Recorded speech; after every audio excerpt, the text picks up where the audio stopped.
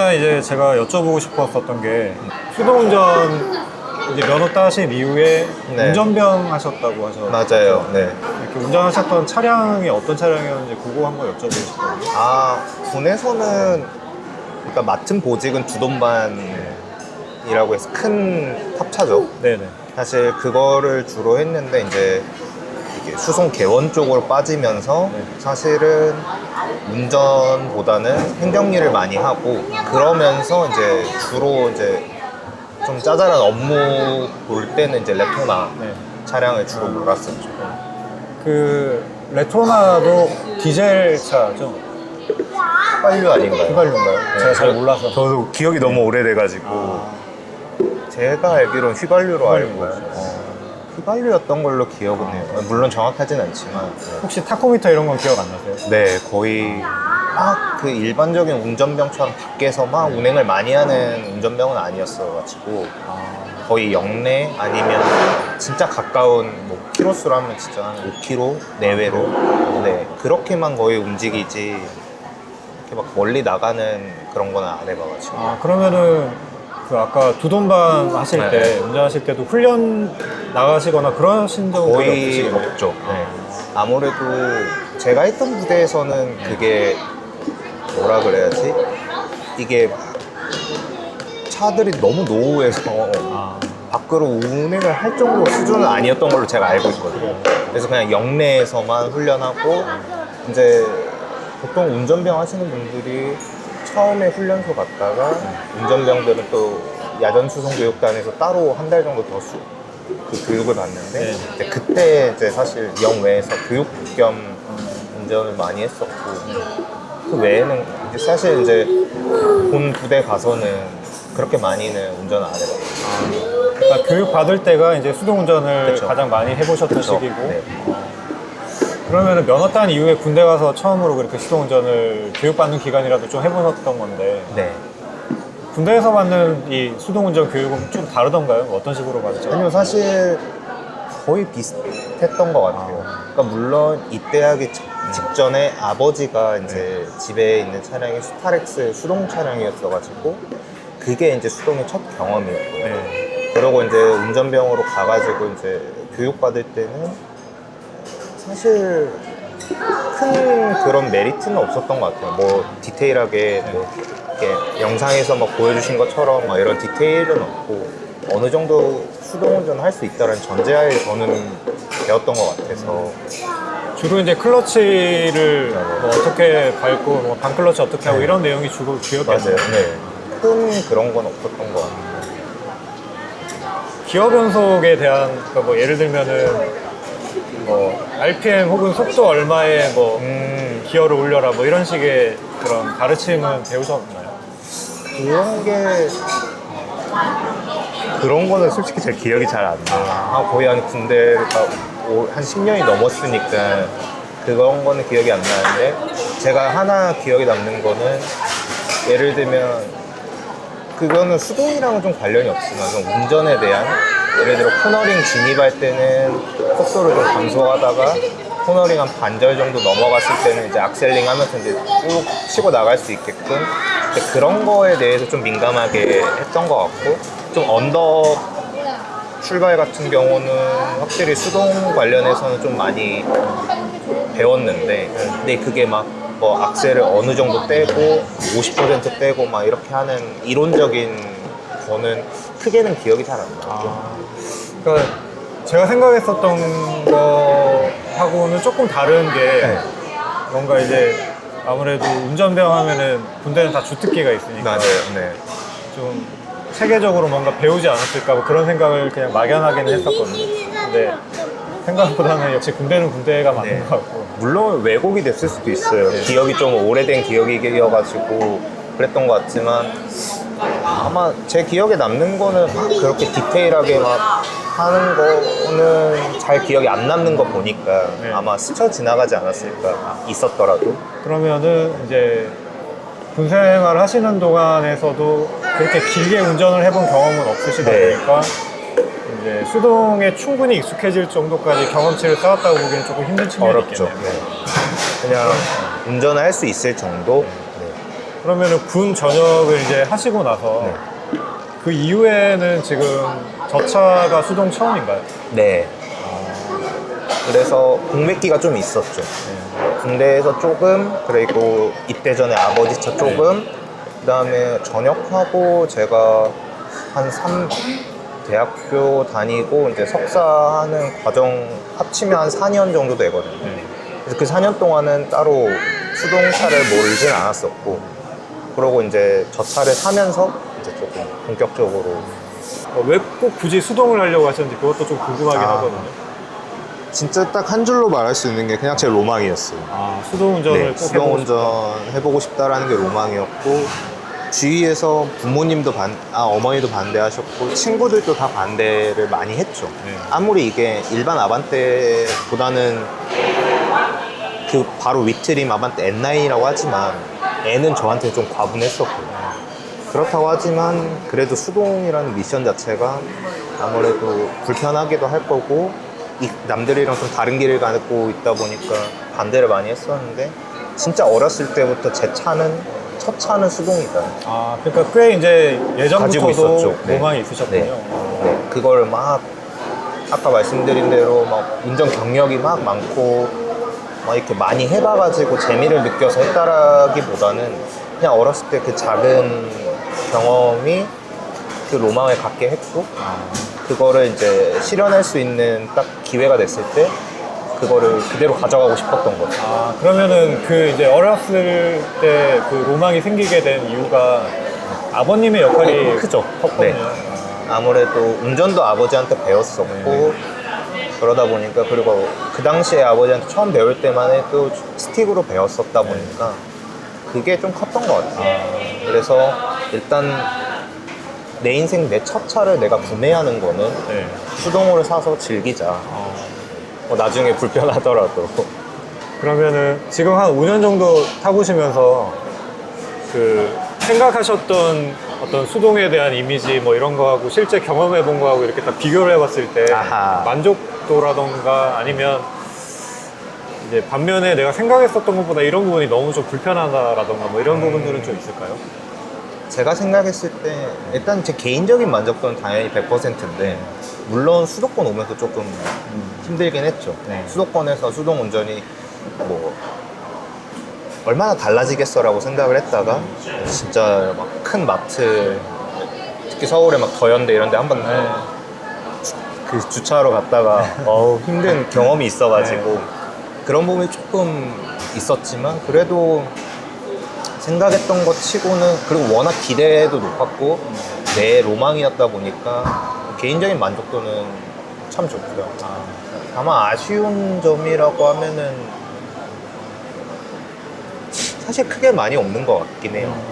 그리고 인식 자체도 제가 친구들도 태우고 해봤지만 달라지는 건 없어요.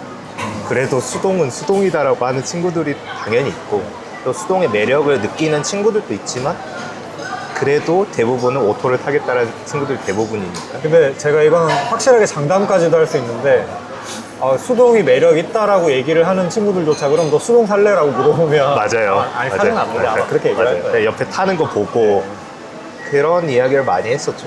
근데 개인의 만족도는 참 좋은 것 같아요. 여전히 재밌기도 하고.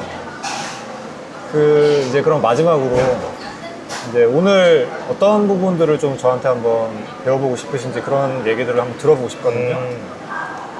일단 정말 크게는 막 여러 가지가 있다기보다는 사실 기술적인 부분도 한번 경험을 해보고 싶고, 예를 들면 히렌토 같은 예를 들어 다운시프트, 원클러치 다운시프트는 어쩌다 보니 이제 그냥 하는 것 같은데, 항상 히렌토 할 때 이게 참 아반떼만 그런 건지 원래 그런 건지 악셀레이터가 참 안쪽에 들어가 있는 맞아요. 걸로 네. 있어서, 이제 제가 애니 영상을 보고 따라를 해보려고 하면은 사실 브레이크 쪽에 힘이 많이 들어가니까 이렇게 확 쏠리는 경향이 좀 있더라고요.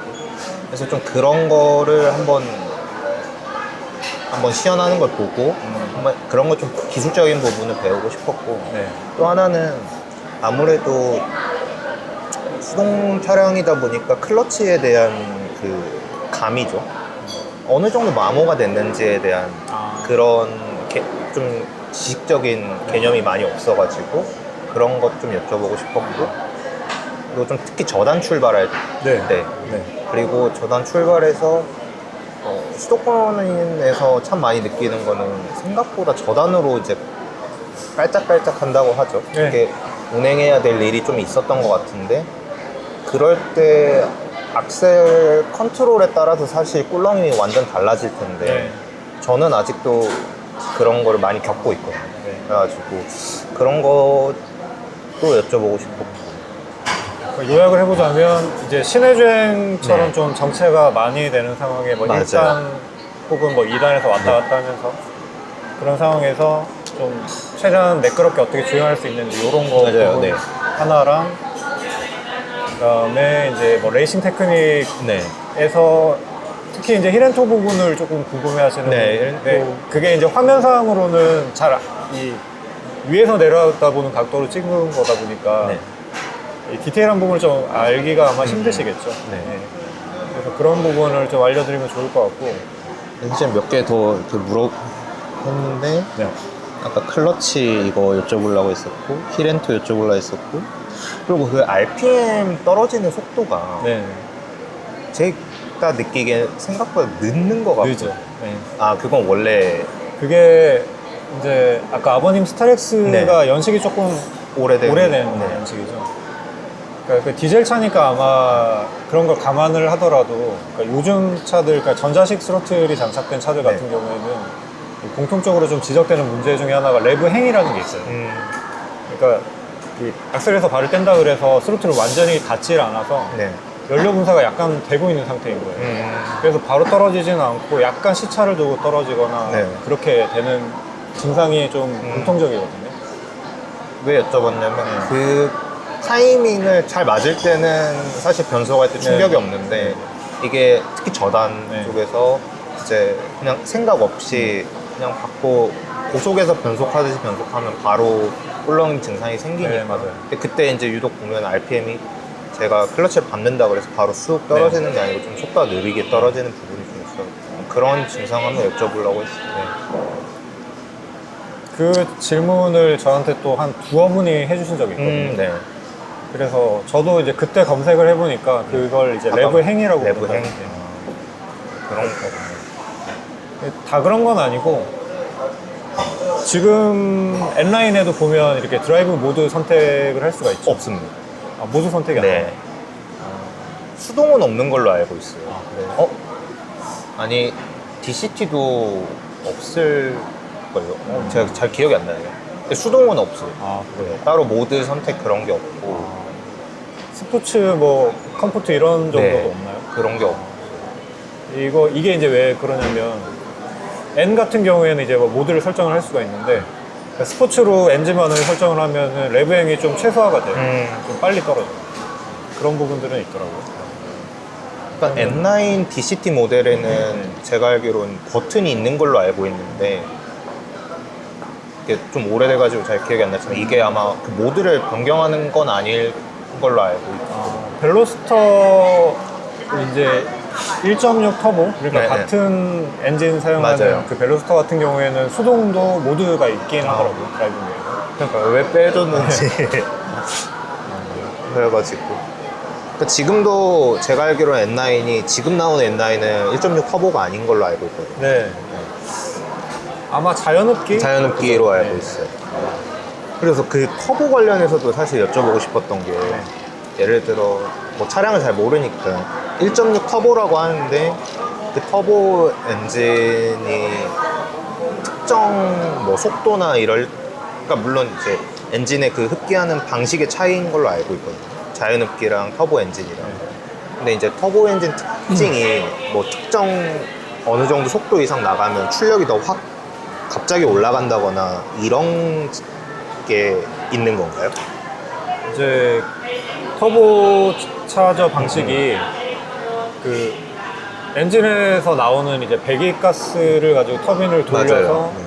공기를 압축하는 방식이라서 맞아요. 그러니까 배기가스가 일정 양 정도 수준으로 압력으로 나오기 전까지는 이 터빈이 안 돌아요. 예, 안 도는데 그게 이제 차량마다 어떤 설계 구조상 약간씩 차이가 차이 있긴 뭐. 할 텐데 제 차 기준으로 보면은 이제 한 40에서 한 50% 정도 악셀을 밟았을 때 네. 터빈이 돌기 시작하거든요. 그러니까 그 아래까지는 터빈은 돌지는 않고 아마 1.6은 조금 더 아래쪽에서 돌긴 할 것 같아요. 그러네. 근데 이제 뭐 예를 들면은 아이들링 RPM에서 갑자기 한 40, 50 정도를 네. 밟는다고 해도 바로 터빈이 돌지는 않을 것 같고요. 한 3000 RPM 뭐 그 정도 부분 이상 사용하고 있을 상황에서 아마 그럴 것 같아요. 맞아요. 네. 그래서 좀 그 이상 나갈 때 좀 더 출력이 더 붙는 것 같은 느낌이 들어가지고. 네, 그게 이제 자연흡기하고 좀 네. 차이점이 있죠. 네. 그러니까 일정 그게 이제 터보 렉이라고 얘기를 해서 네. 일정 시간 좀 밟고 있으면 갑자기 차가 훅 이렇게 나가는 것 같은 느낌이 들 때가 있어요. 그때가 이제 터빈이 돌아가는 터빈이 시점이라고 돌아가는. 생각하시면 돼요. 수동을 사고 싶어서, 근데 또 너무 노멀한 수동보다는 그래도 조금은 즐길 수 있는 수동을 사자라고 이렇게 초점을 맞추다 보니까 아반떼 N9 수동을 사게 됐는데, 사실 이제 뭐 차 쪽에 대한 지식이 많진 않고 그러다 보니까 이런 퀘스천이 되게 있었던 것 같아요. 근데 제가 이제 N9 수동을 한번 타본 적이 있거든요. 타본 적이 있는데 그냥 일상적인 주행 상황에서는 오히려 더 차가 초반에 반응이 좋아서 N보다 타기가 편해요. 그래요? 예, 그러니까 제가 N 처음 타봤을 때 느꼈던 게 어떤 거였냐면은 아니, 차가 왜 이렇게 안 나가지 이거였거든요. 그래요? 저는 제 차도 좀 그런 느낌인데. 그래요? 이제 이따가 타보면 또 다르겠지만.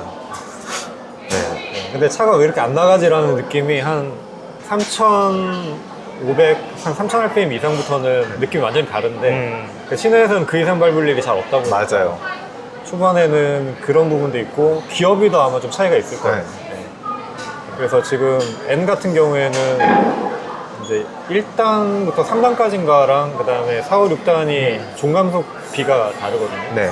달라서 초반에 가속이 조금 떨어지는 것 같은 느낌이 살짝 들기는 해요. 되게 다 다르구나.